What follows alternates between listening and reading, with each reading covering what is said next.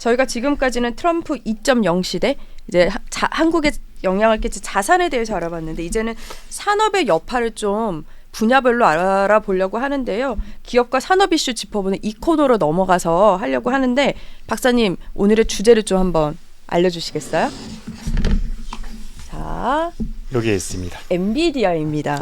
요즘 뭐 엔비디아 모르는 분들 없을 만큼 특별히 돈을 들이셨네요. 이 코너는 또 이런 재미가 있습니다. 네. 그러면 하나 만드세요. 돈월이라고 하나 크게 써요. 그렇죠. 돈월이라면 재밌게 해주실 것 같기는 해요. 자, 트럼프 시대에 이제 반도체 그리고 더 나아가서 우리나라 기업의 여파를 좀 알아보려고 하는데 반도체를 빼놓을 수 없는데 반도체 중에서는 요즘 엔비디아를 빼놓을 수가 없어요. 그리고 모든 단체창에서도 엔비디아 주가부터 해서 다 오르고 있는데 갓비디아라고도 불리잖아요. 이게 주가 상승률이 올해만 해도 150%가 넘었던데 어떻게 이 엔비디아에 이렇게 시장들이 반응을 하는 거예요? 이게 반도체 시장 전체적인 것으로 봐야 될 것 같긴 하고요. 네. 이제 결국에는 IT 산업이 그동안 한동안 좀 외면을 받았던 그렇죠. 주식시장에서는 네네. 특히 이제 2차 전지가 한참 좋을 때는 반도체 쪽은 완전히 관심이 없었죠. 쪽이었었는데 네. 이제 2차 전지 전기차 캐즘이라는 용어를 우리가 많이 쓰고 있는데 네. 2차 전지 실적들이 부진하고 전기차 판매량 인도량도 좀 부진한 상태가 지속되면서 주가도 굉장히 폭락을 했고요. 네. 그때 마침 HBM이라는 구원 등판이 한국 주식을 놓고 받고 결국에 HBM이라는 것에 이끌고 있는 수요를 이끄는 원동력이 결국에 엔비디아의 칩셋들, AI, 인공지능 반도체들인데 그러다 보니까 뭔가 새로운 스타의 출현을 갈망하던 주식시장에서는 네. AI라는 것들이 구세주같이 느껴질 수 있는 상황이었었고요.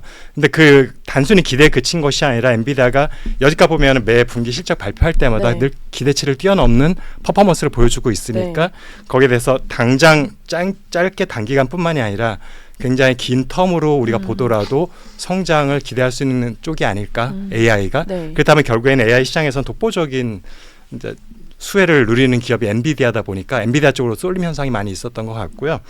그래도 재밌는 것들이 그 전까지 전혀 안 그랬는데 올해 1월부터는 엔비디아의 주가 동향하고 한국 주식시장에서 SK 하이닉스 한미반도체가 동조화가 되는 현상이 눈에 띄게 보이고 있는 상황에서 전날 밤에 미국 주식시장 보고 나면 오늘 아침에 내가 하이닉스 팔지 살지를 알 수 있는 그 정도까지도 굉장히 동조화율이 높아진 상황이고요. 그러다 지금 최근에 사실은 잠깐 장중에 시가총액 1위를 한 적은 있었지만 종가 기준으로 1위를 한 건 이제 최근에 며칠 동안에 이루어진 일이거든요. 그래서 한때 저희들 블랙 먼데이 하면서 폭락하면서 엔비디아도 또 하락폭이 굉장히 크긴 했었고요. 그런 반면에 다시 올라가는 측면에서 애플은 사실은 요즘도 조금 하락세에 잠깐 있는 상황 가운데 엔비디아에는 며칠 동안 굉장히 또 치고 올라가면서 역전된 것 같고 근데 이게 사실은 이제 주식 측면에서 보면 마냥 올라갈 수 없다라는 것들은 우리가 다 인식을 하실 것 같아요. 그래서 기업의 실적은 굉장히 좋아질 거고 이제 4분기는 아직 모르겠습니다. 3분기 실적 발표할 때 4분기 가이던스가 별로 좋지 않았어요. 제가 볼 때는. 그래서 매출 기준으로 했을 때 3분기 대비 한 8.3% 증가하는 가이던스 제출했는데 이게 사실은 호황기라고 할 수 있거든요. 반도체 그러니까 연간 산업으로 보면 성수기를 진입을 3분기, 4분기 성수기인데 성수기를 진입하는 것 치고는 매출 가이던스가 증가폭이 높지 않았기 때문에 상당히 많이 실망하면서 이틀 연속 폭락을 했던 것들 저희가 경험을 했었는데 이번에 모르겠습니다. 조만간 이제 4분기 실적 다시 나오고 이제 다음 분기 발적이 나오면은 원래 가이던스보다 또 아웃퍼폼을 하게 되면은 강세가 한동안은 유지될 수 있을 것 같긴 하고요. 근데 거기서 이제 어떤 가이던스가 나오냐에 따라서 단순히 수치적 가이던스뿐만 아니라 신제품 로드맵에 대한 부분들 하고 그 다음에 지금 고객들의 수요와 수주 사항이 어떤지 이런 부분들에 대한 것들을 이제 CEO가 됐든지 아니면은 뭐 CFO가 됐든지 발표를 할 거거든요. 그 어나운스에 따라서 주가에 좀 영향을 받을 것 같고요. 근데 시가총액 1위라는 무게는 왕관의 무게라는 거는 제가 생각해봤을 때 그렇게 가볍진 않은 것 같아요. 이게 뭐냐면은 한국도 그렇지만 미국도 마찬가지로 총 1위가 올라서는 순간 일단 투자자 입장에서는 경계 심리가 많이 발동을 합니다. 특히 큰 손들은 그래서 어느 정도 너무 높아있다고 생각하면 슬슬 포트폴리오를 또한 재조정해야 되는 상황이 생기는 거죠. 그다음에 지금 이제 미국 대통령이 바뀌었기 때문에 지금 한참 계산하고 있을 거예요. 그렇겠죠. 주요 투자 그룹들이 내년도에 투자 포트폴리오를 국가별로 어떻게 가져갈 건지 일단 그게 먼저 결정되죠. 미국 시장에 대한 포트폴리오 높일 거냐. 그다음에 거기서 IT 섹터에 대한 걸 높일 거냐. 그다음에 전반적으로 주식 섹터의 비중을 높이 가져갈 거냐. 그게 발전되면 엔비디아의 포트폴리오를 현재 포트폴리오를 유지하면은 돈을 빼야 될 거예요. 빼야 아마도 이미 아, 올라가 빼야 있기 될 거. 때문에. 이미 올라가서 네. 그러면 결국에는 현 시가총액 올라간 걸 반영해서도 좀 더 사기 위해서는 포트폴리오 비중을 확 높여줘야 되거든요. 그런 조정들이 근데 단순히 주식시장만 보고 하는 게 아니기 때문에 네. 뭐 환율도 볼 것이고 여러 가지 미국의 경제 상황이라든지 글로벌 여러 동향, 지경학적인 상황도 다 볼 거기 때문에 그런 것들이 아마 11월, 12월 중에는 이루어질 거라 보고 있어서 네. 지금의 랠리와 지금 떨어지고 하는 것들에 대해서는 저는 이제 크게 너무 신경 쓰진 마시고 내년 1월부터 포트폴리오 재조정이 끝나고 나서가 이제 큰 손들의 무브먼트가 이제 네. 결정이 되는 거기 때문에 그 방향성을 좀 한번 보시면서 나의 약간 속도 조절 같은 네. 것도 하는 게 좋지 않을까라고 생각을 하고 있습니다. 연초에 방향성을 봐라. 그럼 엔비디아라는 기업에 잠깐 얘기를 해보자면 얼마 전에 인텔을 밀어내고 다우지수에 편입이 됐는데 저는 맞아요. 그 소식을 보고 무슨 생각을 했냐면 대단하다는 생각과 동시에 이 전통의 강자였던 인텔과 엔비디아 어떻게 보면 지금의 반도체 시장을 좀 보여주는 약간의 씁쓸함도 들기는 했거든요. 근데 이 엔비디아도 처음부터 막 대단한 회사는 아니었더라고요. 엔비디아가 성장하는 과정을 보면은 이 사실은 맨 처음에 그 뿌리는 AMD에서 시작이 됩니다. 네. 젠슨 황도 AMD 엔지니어 출신이었었고 그다음에 나중에도 보면 협업하는 과정에서 AMD의 자회사들을 많이 인수를 하면서 네. 설계 파트라든지 여러 가지 부분들 그다음에 보면은 보통 우리들이 이제 히스토리를 쭉 보면은 그동안 커온 과정들을 보이는데 네. 엔비디아만큼 많은 M&A를 해서 성장한 기업이 없었습니다. 거의 1년에도 몇 건씩 크고 작은 M&A를 하면서 네. 거의 사실은 스타트업들의 인수를 통해서 커온 회사라고 보시면 될 것 같고요. 그것들이 잘못하면은 약점으로 작용할 수도 있거든요. 그렇죠. 왜냐하면 기업 문화도 상이하고 네. 그다음에 기껏 인수를 했는데 조직에 적을 못하면은 다시 또 나갈 수도 있고 한데 그런 부분들을 잘 했던 것 같아요. 보니스트로도 스타트업 출신이기 때문에 아마도 그런 생리를 잘 알았기 때문이 아닐까라 생각하고 네. 공동 창업 3인방들이 다 어떤 스타트업 마인드를 갖고 있는 분들이었었거든요. 네. 또 엔지니어 출신들이고 네. 그러다 보니까 어떤 미국의 그런 스타트업 생리들 그다음 투자자들의 마인드 같은 것들을 잘 읽을 수 있었던 것 같고 끊임없이 투자를 받고 M&A를 하면서 네. 성장을 해왔고요. 그렇다 하더라도 지금같이 엔비디아가 뭐 AI의 대명사가 됐던 건 몇 년이 안 되잖아요. 그렇죠. 원래 이거는 엔비디아에는 몰랐던 분들도 그래픽 카드 많아요. 칩셋을 네. 만드는 회사였기 때문에 우리들 게임을 좋아하는 분들은 이미 엔비디아를 알고 있었어요. 네. 게이밍 노트북이나 PC는 대부분 다 엔비디아의 어떤 그 칩셋을 쓰지 않으면 네. 그 퍼포먼스가 나오지 않아서 지포스 인정이라는 스티커가 붙어있는 라벨이 붙어있는 걸 무조건 사야 되는 상황이었었고요.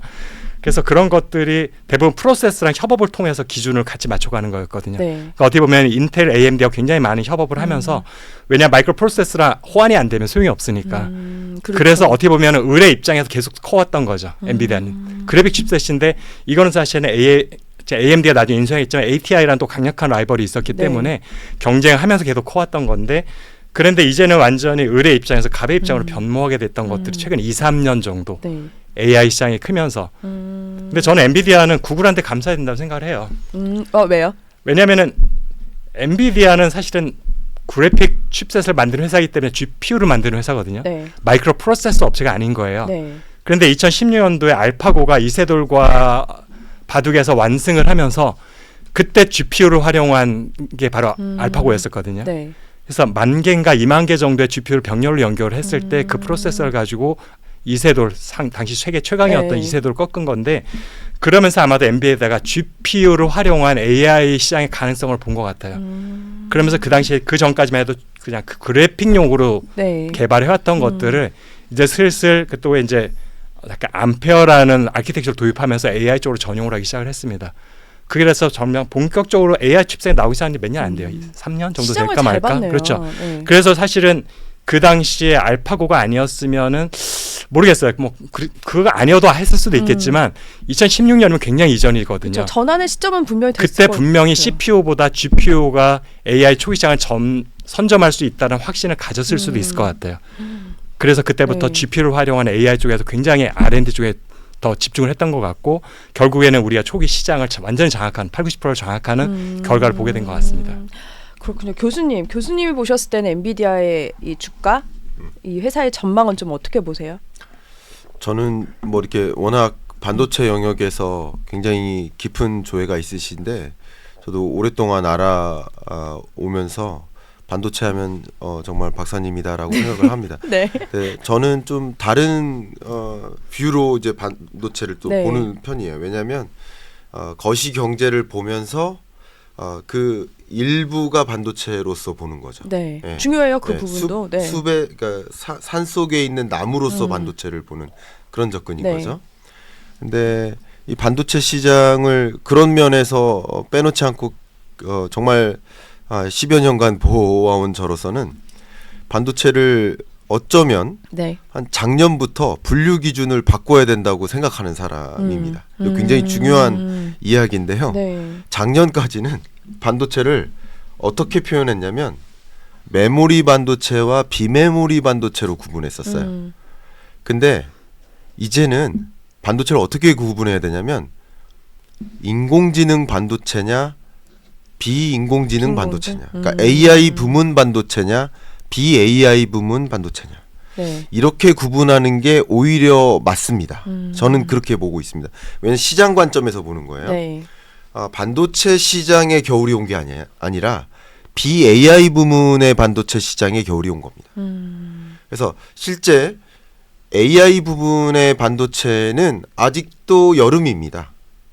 그리고 내년도 여름이고요. 네. 그런데 BAI 부문의 반도체는 지금 이미 겨울이고 내년도 겨울인 거죠. 네. 네, 그렇게 보시면 좋겠고요. 결국 이제 삼성전자가 잘하냐 못하냐 뭐 이런 걸 구분할 때 잘합니다. 못하는 게 아니에요. 근데 어디에서 잘하느냐가 중요한 거예요. BAI 부문에서 잘하느냐 AI 부문에서 잘하느냐가 네. 중요한 거예요.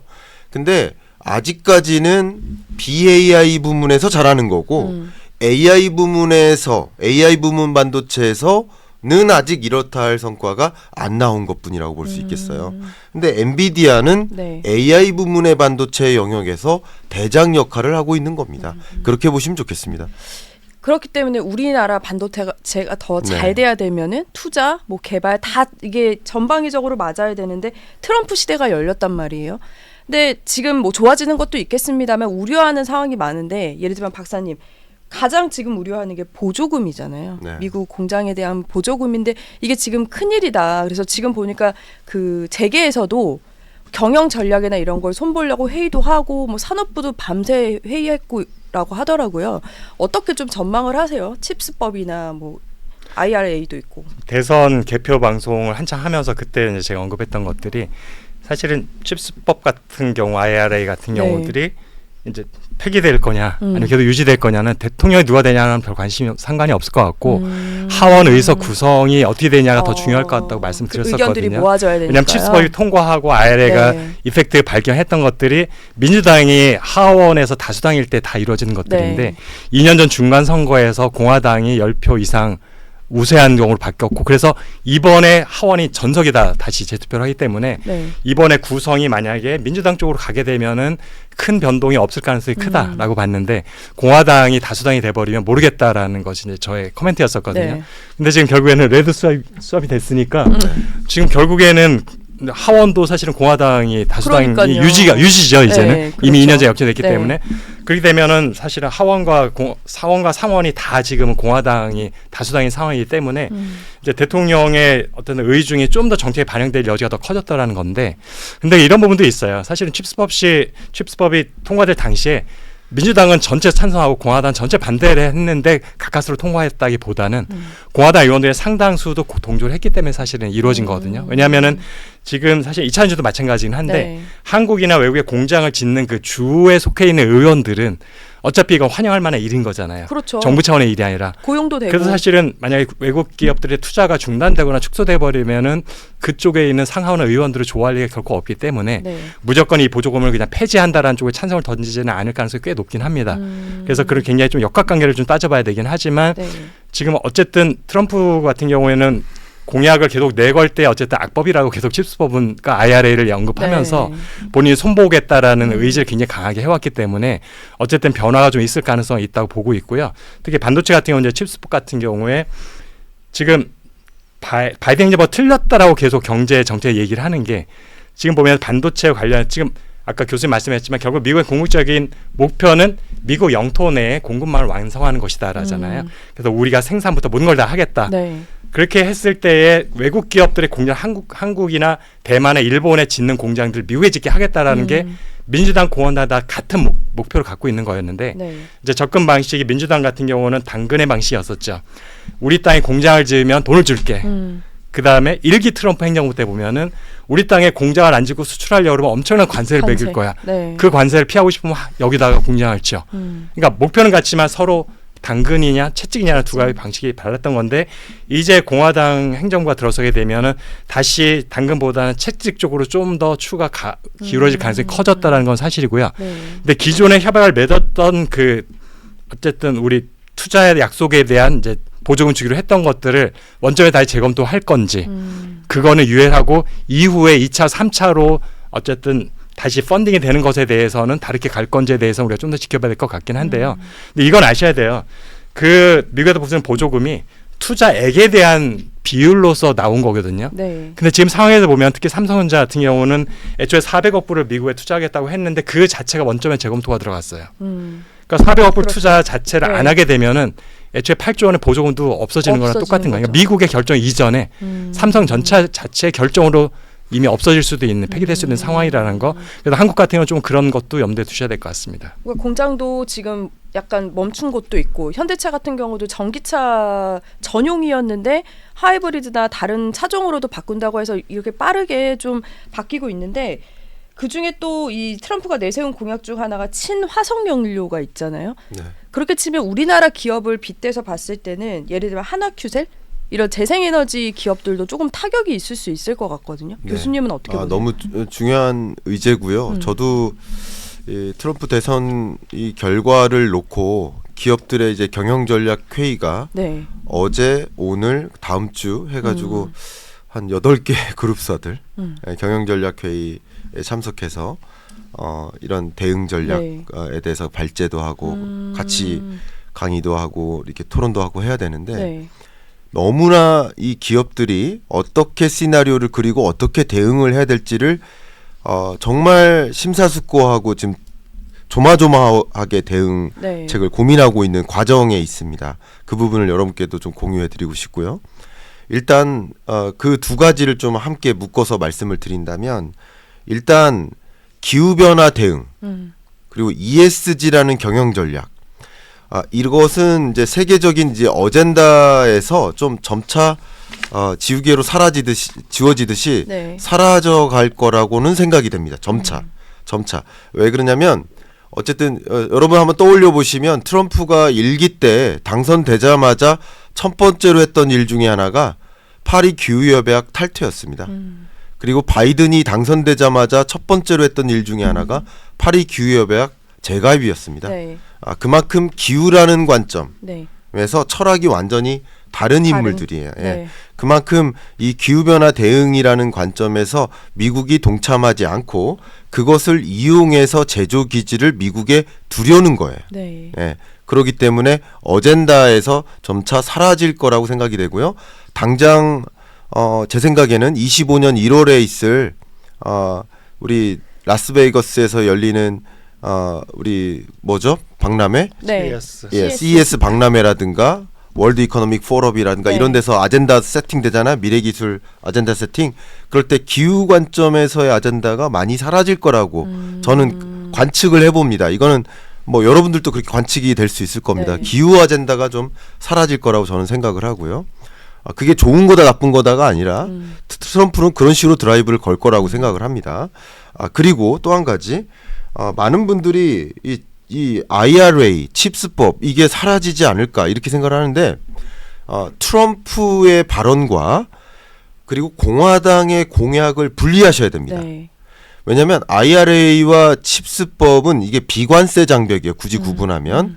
그리고 트럼프나 공화당은 관세 장벽을 좋아해요. 네. 근데 그렇다고 해서 이 비관세 장벽이 안 먹혀 들어간 게 아닙니다. 네. 그리고 국민들이 굉장히 좋아해요. 인기 있는 정책이에요. 그래서 트럼프가 정치적으로 유세 현장에서 그거 잘못됐어라고 지적은 했지만 공화당은 한 번도 IRA를 없애겠다라는 그 공약집에 네. 발표한 적이 없어. 파티 플랫폼 보시면 전혀 거론조차 없어요. 그러니까 제 생각에는 IRA를 없애지는 않을 거라 생각합니다. 그러면 이름은 바꿀 거라고 생각해요. 이름. 예를 들면 네. 지금은 이제 IRA라는 이름 자체가 의미가 없어요. 인플레이션 리덕션 액트가 왜 네. 적합해요? 안 어울려요. 그래서 예를 들면 뭐 마가 액트 뭐 이런 식으로 바꿀 겁니다. 예를 들면 그렇게 바꿔서 거의 그 안에 있는 세부 조항들은 거의 유지하고 네. 디테일하게는 조금씩 바꾸거나 더 강력하게 중국을 배제하거나 그러면 오히려 한국 기업들은 반사이익을 볼 여지들도 많아요. 이해가시죠? 네. 오히려 네. 그런 식으로 재편될 가능성들은 있겠다. 그런 것들도 좀 생각을 해주시고요. IRA 자체 이름을 바꾸되 그런 정책들을 완전히 그리고 앞에 말씀 정치공학적으로도 그걸 없앨 이유가 없어요. 그렇죠. 네, 없앨 이유가 트럼프 입장에서도 위험하고 너무 다 없애버리면 위험하죠. 네. 네, 없앨 이유가 없고요. 그리고 기업들도 지금 그 보조금이나 그런 걸 저도 지난 여름에 아틀란타 다녀왔는데 예를 들어 SK 그룹이 아틀란타에 SK 온 네. 배터리 공장 엄청- 어마어마하게 짓고 그쵸. 있습니다. 네. 그럼 그거 어떻게 하라는 겁니까? 그렇죠. 그러니까 사실 맞아요. 그렇죠. 네. 그런 것들이 이미 그 약속하에 있었기 때문에 그런 것들을 그리고 거기에 있는 그 의원들은 어떻게 하는 거예요? 정치적으로 그런 것들 여러 가지 것들이 꼬일 수 있기 때문에 이게 그냥 트럼프의 그동안의 발언대로 IRA를 없애는 네. 것이 아니라 이름을 바꾸고 그 안에 디테일한 조항들을 좀 더 강하게 중국을 배제하는 방식으로 바꿔나갈 가능성이 있겠다. 좀 그 속에서 오히려 반사이익을 볼 만한 우리 네. 기업들에게 그런 조항들이 더 생겨날 수도 있다. 이런 포인트를 좀 주목하시면 어떨까 의견 드리고 싶어요. 알겠습니다. 제가 지금 방송이 한 30초 정도 시간이 있는데 이건 꼭 여쭤야 될 것 같아요. 트럼프가 일기 때 반도체를 얘기하면서 반도체 사업이 커졌잖아요. 이번에 대통령과 통화를 하면서 조선업을 얘기했단 말이에요. 하나오션 같은 그런 이제 주가들도 많이 올랐는데 박사님 보셨을 때 이번에 조선업이 미국은 사실 지금 좀 미미하잖아요. 조선업 쪽이 우리나라에 좀 손을 뻗을 것 같은 여지가 보이는데 어떠세요? 근데 사실은 제가 이제 수출 주요 품목도 분석을 해보면 조선업 같은 경우에 이제 고객이 어느 나라에 주로 있느냐 네, 결국에는 선사들이잖아요. 그렇죠. 미국 쪽에는 별로 없어요. 다 유럽 쪽에 있어요. 그럼 트럼프는 그냥 자기네들의 어떤 그 미비한 그 산업을 만약에 발달시키려고 정부에서 하는 할 수 있다라면 네. 저런 쪽의 가능성이 있죠. 군용. 군용선 같은 그렇죠. 지금 이미 경우에는 해군을 정부에서 하고 발주를 할 있죠. 수가 있는데 네. 일반 상선이나 뭐 크루즈선 이런 같은 경우는 고객들이 다 유럽에 있기 때문에 네. 미국 대통령이 뭐 협의한다고 해도 그쪽에서 뭐 매출이 크게 발생할 기대는 별로 많지는 않습니다. 그렇기 때문에 또 어떤 변수가 생길지 또 궁금하기는 하네요. 자, 오늘 이렇게 트럼프의 다시 찾아온 트럼프 시대, 우리 한국에 끼치는 영향을 좀 알아봤는데 많은 것들을 좀 배우고 전망할 수 있었던 시간이었던 것 같습니다. 오늘 두 분과는 여기서 인사 나눌게요. 감사합니다. 네, 감사합니다. 감사합니다.